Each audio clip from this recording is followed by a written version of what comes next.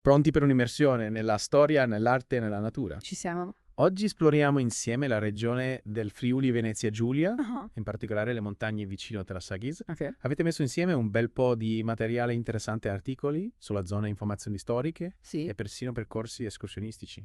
Wow, C'è da divertirsi. direi proprio di sì. Sono curioso di scoprire cosa ci aspetta in questo angolo d'Italia. Partiamo subito con un luogo che ha attirato la mia attenzione, la chiesetta di San Michele dei Pagani, Mhm. un nome che, diciamocelo, non passa inosservato. Già? Immaginate una piccola chiesa rosa barbicata sul Monte Branco senza facciata, Ah, con due ingressi laterali costruita direttamente sulla roccia. interessante. E non proprio la classica chiesetta di campagna, vero? Assolutamente no. Già il nome di Pagani ci fa capire che c'è una storia particolare dietro questo luogo. Wow. Pagani potrebbe riferirsi agli abitanti delle campagne, o forse a coloro che anche dopo l'arrivo del cristianesimo si sono tenuti stretti alle loro antiche credenze. Dobbiamo pensare al contesto storico i Longobardi che si convertirono al cristianesimo, Sì. ma che forse attribuivano a San Michele le caratteristiche guerriere del loro dio Dino. E non a caso la chiesa è dedicata proprio a San Michele, è un tema ricorrente in questa zona, forse un'eredità proprio dei Longobardi. Affascinante pensare a questa possibile continuità tra culti pagani e cristianesimo.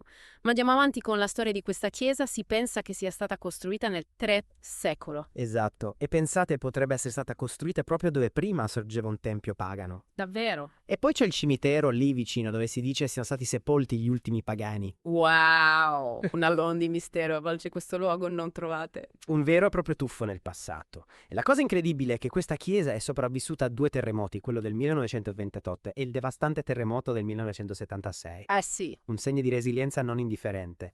Già è uno dei pochi tesori artistici e architettonici rimasti intatti in questa zona dopo quei disastri, davvero un miracolo. Ma a proposito di tesori, avete incluso nel materiale un post di un blog di escursionismo. Che ne dite di partire per un'escursione virtuale sul Monte Branco? Perfetto. Partiamo da Braulins e seguiamo il sentiero Shea 837. Chito. Il blogger descrive un percorso che attraversa boschi di agrefogli e primule con il profumo dei fiori che accompagna i primi passi. Bello. Man mano che si sale gli abeti prendono il sopravvento e l'erica colora, i prati di viola. Un vero spettacolo per gli occhi. E per i più avventurosi c'è la possibilità di arrampicarsi nella zona chiamata Sbranga. Ah sì. Ma attenzione per esperti, comunque immaginate la fatica della salita rocagata da una vista mozzafiato dalla cima del Monte Branco. Il blogger descrive la vetta con una croce nera che segna il punto più alto. Da lì si può ammirare il fiume Tagliamento che serpeggia nella valle, con le cime del Monte Chiampone e del Quernan sullo sfondo. Un panorama che ti lascia senza fiato. Meraviglioso. E dopo una meritata pausa in cima si può proseguire verso il Monte Palantarinis e Monte Tre Corni. Una passeggiata più dolce immersi in un bosco incantato. Che pace! E sapete cosa? Il blogger consiglia di visitare San Michele dei Pagani durante la discesa, creando un collegamento perfetto con la nostra prima tappa. Un cerchio che si chiude. Questa escursione ci permette di vivere il paesaggio che circonda la chiesa e di inserirla in un contesto più ampio. Ma a proposito di dettagli passiamo al sito Web Andana, che ci fornisce informazioni sulla zona di arrampicata di Braulins. Perfetto. Ci sono diversi settori, grotta panza di Buddha e torre, e per gli appassionati di arrampicata la roccia è in calcarea e conglomerate ideale per arrampicate a strapiombo. Le stagioni migliori. Beh, direi. Primavera, autunno e inverno se c'è il sole. Esatto. E sul sito si trovano anche informazioni sull'accesso. Per esempio, per raggiungere il settore torre meno frequentato ci vogliono solo 15 minuti. Gli altri settori sono poco più avanti. Lo do. Insomma, una vera e propria guida completa per gli amanti dell'arrampicata. Ma per ora ci fermiamo qui. Bentornati al nostro deep dive in Friuli, Venezia Giulia. Avevamo lasciato la chiesetta di San Michele dei Pagani con il suo alone di mistero e la promessa di scoprire qualcosa di più sul suo nome particolare. Esatto.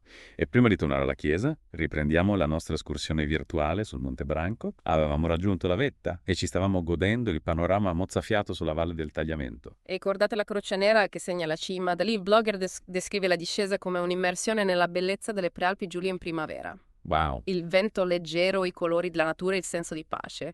Un'esperienza davvero indimenticabile. E immaginate di arrivare a San Michele dei Pagani. Dopo questa discesa, la chiesetta rosa spicca in mezzo al verde della vegetazione. Un vero e proprio gioiello incastanato tra le montagne. Esatto, un momento di contemplazione perfetto dopo l'escursione. Un'occasione per immergersi nella storia e nell'arte di questo luogo speciale. Ma prima di entrare nella chiesa torniamo al nome dei Pagani.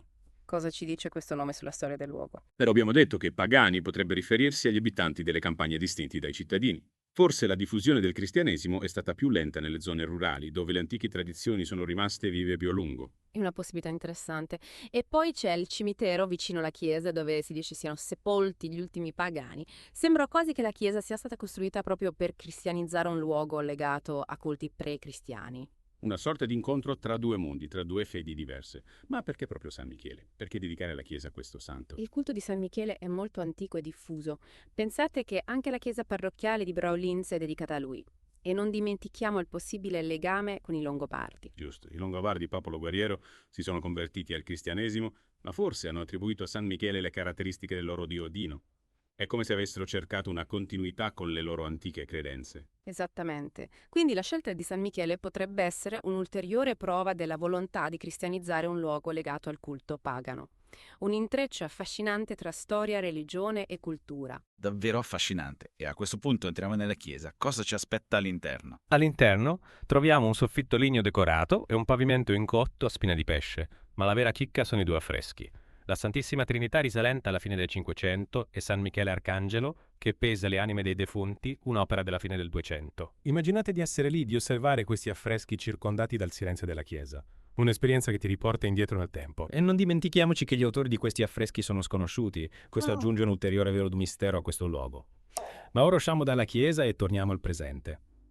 Avete incluso nel materiale anche informazioni sul sito Webandana dedicato all'arrampicata. Sì. Webandana ci fornisce molti dettagli sulla falesia di Braulins con i suoi diversi settori. Grotta Panza di Buddha e Torre, ci sono informazioni sui gradi di difficoltà, sul tipo di roccia, sulla chiodatura. Insomma, una vera e propria guida per gli appassionati. Esattamente. E pensate, per raggiungere la Falesia basta seguire il sentiero per il Monte Brancot, in 15 minuti si arriva al settore Torre, e da lì gli altri settori sono facilmente raggiungibili. Quindi dopo aver visitato la chiesetta e aver fatto un'escursione sul Monte Branco si può anche provare l'ebbrezza dell'arrampicata, un'esperienza completa a 370 gradi. Direi proprio di sì, ma per ora ci fermiamo qui. Bentornati al nostro deep dive in Friuli Venezia Giulia.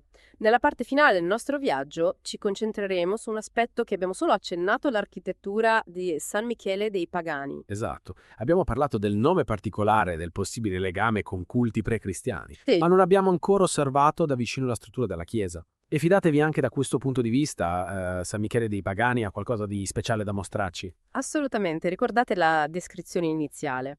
Una piccola chiesa rosa aggrappata al Monte Branco senza facciata, con 2 ingressi laterali e costruita direttamente sulla roccia. Già questi elementi ci dicono molto sulla sua storia e sulla sua funzione. In effetti non è la tipica struttura di una chiesa. Cosa ci può dire questa particolarità architettonica? Beh, la mancanza di una facciata principale e la presenza di 2 ingressi laterali potrebbero essere un indizio della sua origine antica. Forse in passato la chiesa era un luogo di passaggio, un punto di riferimento per i viandanti che percorrevano i sentieri di montagna. Interessante. E la costruzione direttamente sulla roccia. A cosa si può attribuire questa scelta? Potrebbe essere legata a diverse ragioni. Da un lato la roccia offriva una base solida e stabile per la costruzione, dall'altro lato questa scelta potrebbe avere anche un significato simbolico. La roccia, elemento naturale forte e immutabile, poteva rappresentare la solidità della fede cristiana. Un legame con la natura che si ritrova anche nella scelta di San Michele come patrono, ricordate. Abbiamo parlato della possibile connessione con il dio Odino e con la forza guerriera. Esatto. Un legame che si rafforza se pensiamo alla posizione della Chiesa in alto a dominare la valle. Esatto. Come se la Chiesa stessa volesse essere un punto di forza, un baluardo della fede. E non dimentichiamoci che nel Medioevo le chiese erano spesso costruite in luoghi elevati, sia per motivi difensivi che per motivi simbolici. Quindi San Michele dei Pagani è un luogo che ci parla di storia, di religione, di cultura, ma anche di architettura e di un profondo legame con la natura. Sì. Un luogo che nonostante la sua semplicità racchiude un'infinità di significati e di suggestioni. Direi proprio di sì.